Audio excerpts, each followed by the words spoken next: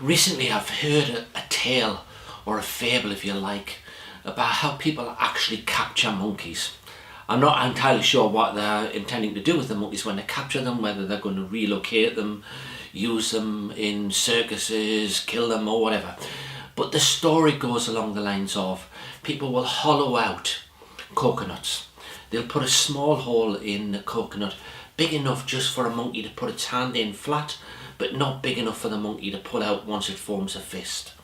And inside this coconut, they'll put something that's really attractive to the monkey, a juicy piece of fruit or whatever it would be that monkeys like. And then they chain the coconut to the ground.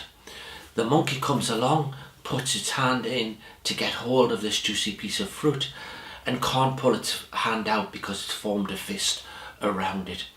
Of course, the answer is all the monkey has to do is to let go of that juicy prize, and it can pull its hand out and it can run away. And sometimes I would argue that we're like that monkey. Sometimes we hang on to things that seem precious to us, but if we were only able to let go of those things, we could move to a greater level of freedom.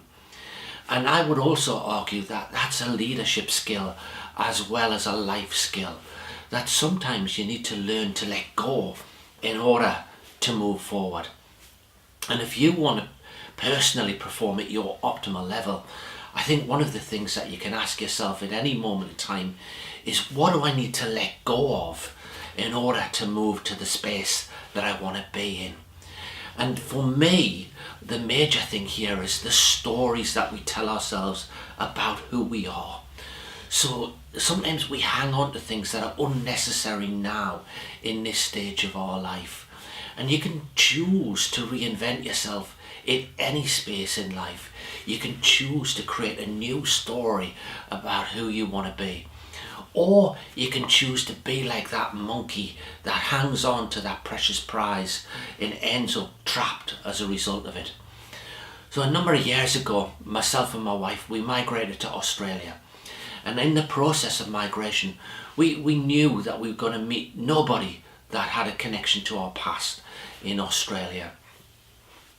And part of that meant we could consciously choose what we brought with us in terms of our history. So we could choose to describe ourselves in whatever way we wanted to do. We could choose to bring the best of who we were and leave some of the negative history behind. Once we got to Australia, we lived in Victoria in Australia for a number of years, and then we migrated again, if you like, to New South Wales in Australia. And we chose again to redefine ourselves.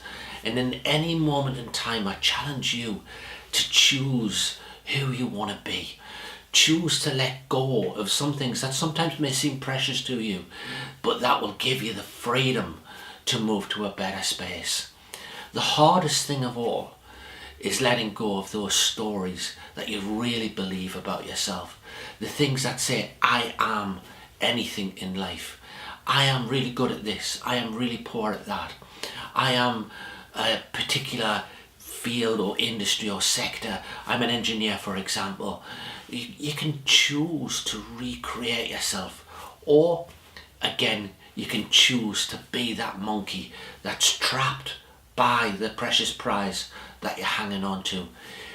Ultimately, the reality is the power is in your hands.